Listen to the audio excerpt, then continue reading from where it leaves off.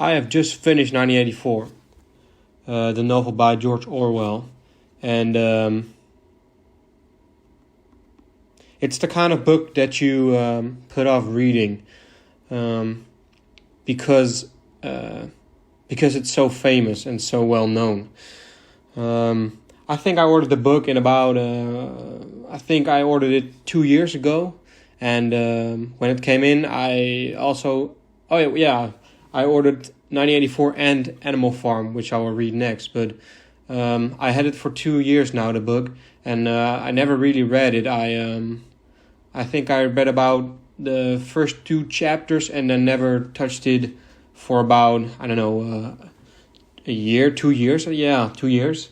And in the last week, I picked it up again because I wanted to read. This seems like a good book to start reading again. So I read it, and I just wanted to talk about it because it's quite an interesting book. For starters, I really didn't know what to expect. I knew it was a dystopian future setting with a totalitarian ruling class. So that's about what I knew of it, and it quite shocked me actually, because a large part of the book is actually about romance. I didn't even think that would be the main point of the book, but for a large part it is.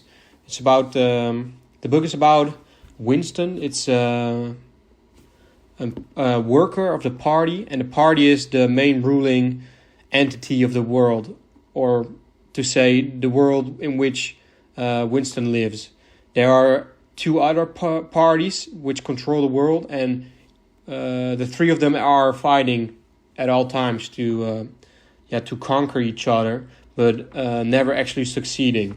So it's a hierarchical structure. The society is in a hierarchical structure.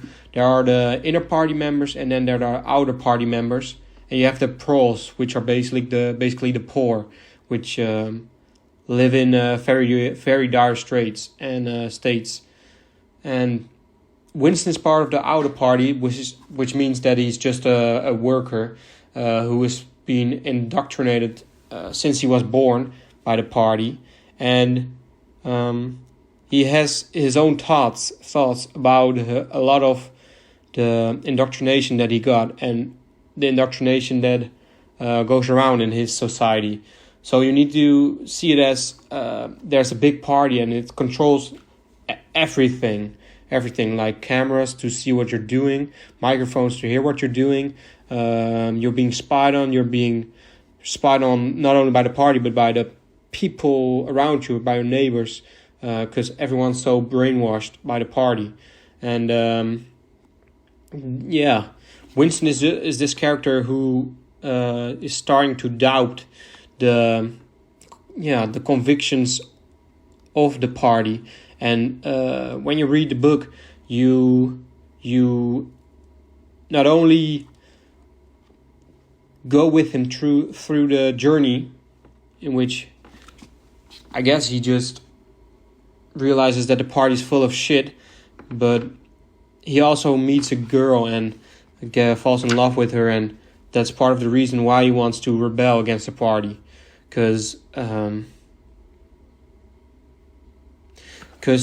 the love that he has, it's fake, because the love is not durable. The love isn't fake, but it's not something it's not something that will last, because every moment the thought police or the party can come in and rip them to pieces, and then kill them. That's the most probable outcome. So it's a very interesting book about Winston, this character. He works in a falsification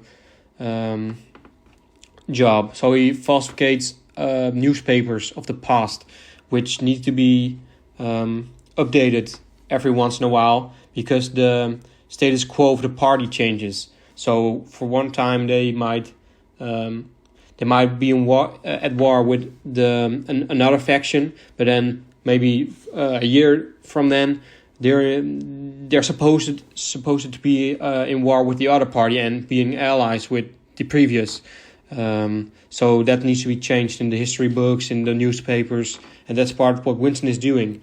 And it's a really boring job, and it's quite.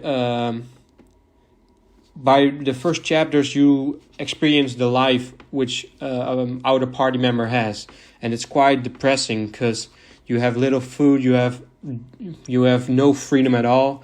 You're basically a slave to the system, and most people don't even know that they're part of it, or maybe they do know, but they're not doing anything about it because they can't.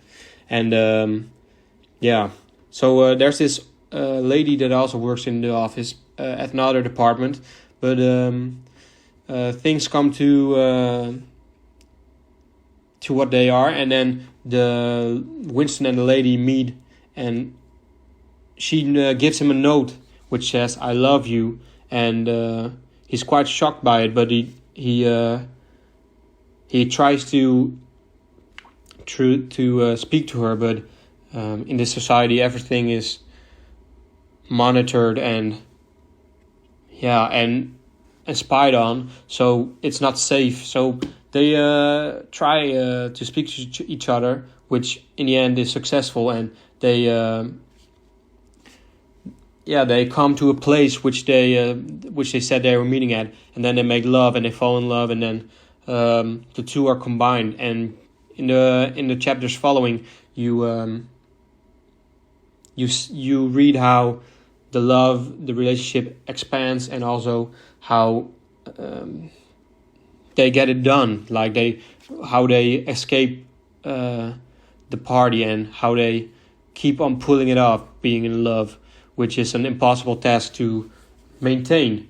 So in the end, in the world there's a rebellious party at hand, rebellion, and that's called the Brotherhood. And it's not clear if it's actually real or not.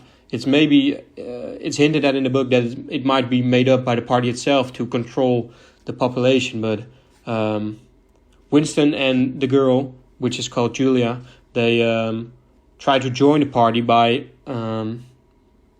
talking to a colleague which works at the same department as Winston, which is part of the inner party. So, because Winston's convinced that he's also of a rebellious spirit, like he is, and that's right.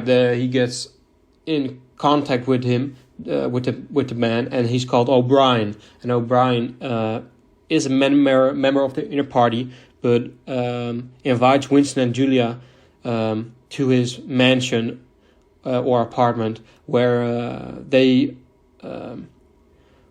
talk about the Brotherhood and the rebellion. So when they're in the apartment, they get basically